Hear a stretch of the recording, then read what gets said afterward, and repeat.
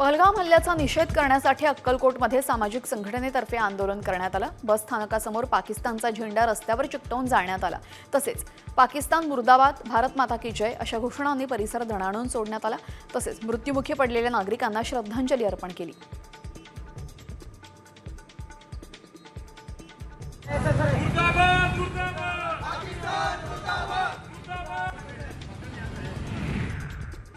पालकमंत्र्यांना खूप काही करता येतं। मी सोलापूरचा पालकमंत्री असतो तर लोकांनी मला डोक्यावर घेतलं असतं असं म्हणत दत्ता भरणे यांनी ग्रामविकास मंत्री जयकुमार गोरेंना टोला लगावला। पालकमंत्री पद न मिळाल्याची खंतही त्यांनी व्यक्त केली।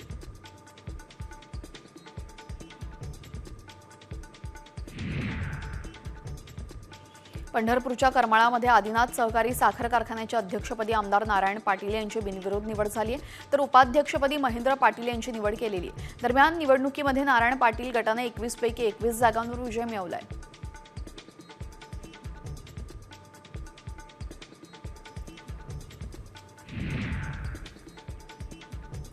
कोल्हापूरमधील पेठ परिसरात महिलांनी महापालिकेवर हंडा मोर्चा काढला। अपुऱ्या आणि अनियमित पाणीपुरवठ्यामुळे महिला आक्रमक झाल्या। दरम्यान त्यांनी कळंबा कारागृहामध्ये आलेल्या पोलीस व्हॅनला जागा न देण्याचा पवित्रा घेतल्याने पोलीस आणि महिलांमध्ये वादावादी झाली, त्यामुळे परिसरात तणाव निर्माण झालेला।